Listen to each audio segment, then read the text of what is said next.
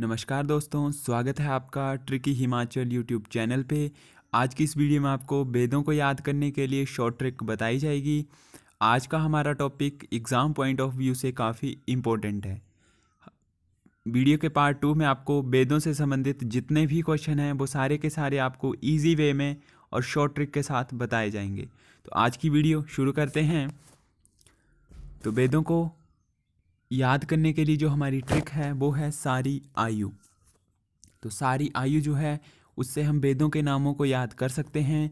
सा से है हमारा सामदेव, री से है ऋग्वेद, आ से है अथर्ववेद और यू से है या य से है यजुर्वेद। तो हमारे पास जो टोटल हैं वो 4 वेद होते हैं, सामवेद, ऋग्वेद, अथर्ववेद और यजुर्वेद। तो इसके लिए जो ट्रिक है वो है हमारी सारी आयु। काफ़ी इजी है। नेक्स्ट बात करते हैं जो सबसे इम्पोर्टेंट है कि कौन सा वेद जो है वो किसके रिलेटेड है, कि कौन सा जो हमारा वेद है वो किससे संबंधित है, किस काम से उसको माना जाता है। तो इसके लिए मैं आपको एक ट्रिक बताऊंगा जो कि आपको स्टोरी की तरह जो है वो याद करनी है। तो जो हमारी ट्रिक है वो ये है कि पुराने ज़माने में ऋषि मुनि जो थे वो मंत्रों का गुणगान करते थे। पुराने ज़माने में क्या जो ऋषि मुनि होते थे वो क्या करते थे, मंत्रों का गुणगान करते थे और यज्ञ करते थे और उन्हें जो है वो कर्म का मोक्ष प्राप्त होता था। ठीक है, ये तो आ जाएगा हमारा फर्स्ट पॉइंट। दूसरा जो हमारा पॉइंट है उसमें आपको ये बताया है कि जो आज का ज़माना है वहाँ पे कोई मंत्रों का इस्तेमाल नहीं करता, वो सारे के सारे जो हैं वो संगीत की दुनिया में डूब गए हैं। और पहले जो ज़माना था वो यज्ञ के लिए था, लेकिन अब जो है वो जादू टोने का ज़माना आ गया है। तो ये हमारी छोटी सी स्टोरी है। आपको मैं बता देता हूँ कि किस तरीके से आपको इसको याद रखना है। तो सबसे पहला जो हमारा लाइन है कि पुराने ज़माने में ऋषि मुनि मंत्रों का गुणगान करते थे। तो ऋषि से हो जाएगा हमारा ऋग्वेद और मंत्रों से हो जाएगा मंत्र। तो जो हमारा ऋग्वेद है वो हमारा मंत्रों से संबंधित है।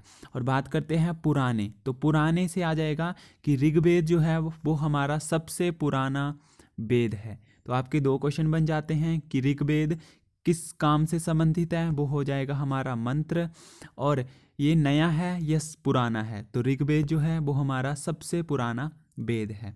नेक्स्ट पॉइंट की बात करते हैं। तो वो जो ऋषि मुनि थे वो यज्ञ करते थे और उन्हें जो है वो कर्म की प्राप्ति होती थी। तो यज्ञ से हो जाएगा यजुर्वेद और कर्म से हो जाएगा कर्म कांड। तो ऋषि मुनि जो थे वो यज्ञ करते थे और उन्हें जो है वो कर्म प्राप्त होता था। तो यजुर्वेद और कर्म कांड। काफ़ी इजी ट्रिक है ये। नेक्स्ट पॉइंट की बात करते हैं। तो वो है हमारा आज के ज़माने में सारे के सारे लोग जो हैं वो संगीत की दुनिया में मगन है। पहले जो थे वो मंत्रों की गुणगान करते थे, लेकिन आज जो है हर कोई अपने कानों में हेडफोन लगाए रखता है और वो सारे के सारे जो हैं वो संगीत की ही दुनिया में मगन हुए हैं। तो सारे, स से सारे और स से सामदेव। तो तीसरा वेद है हमारा, और संगीत जो है तो सामवेद का हो जाएगा संगीत। तो हमारा जो तीसरा वेद है वो हमारा संगीत से संबंधित है। सामदेव को जो है वो भारतीय संगीत का जनक कहा जाता है। सामदेव को वेदों में भारतीय संगीत का जनक कहा जाता है। नेक्स्ट जो हमारा लास्ट है वो है अब जादू टोने का समय है। तो अब का मतलब है अ से अब और अ से अथर्व वेद, और जादू टोना का मतलब आ गया कि अथर्व वेद जो है वो हमारा रिलेटेड है जादू टोने से। और अब का मतलब होता है कि इस वक्त, जैसे पुराना का मैंने बताया था कि पुराने ज़माने में, तो हमारा जो ऋग्वेद था वो सबसे पुराना है, और जो हमारा जादू टोने वाला है अथर्ववेद वो सबसे नया है। तो अब का आ जाएगा कि इसी टाइम जो लेटेस्ट है, नवीन है, नया है। तो अब का आ जाएगा हमारा अथर्ववेद। तो इसके जो हैं वो मोस्ट इंपॉर्टेंट क्वेश्चन बनते हैं।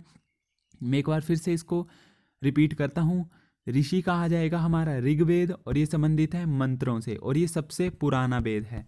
ऋग्वेद जो है वो सबसे पुराना वेद है। नेक्स्ट आ जाएगा यज्ञ से यजुर्वेद और ये संबंधित है कर्मकांड से।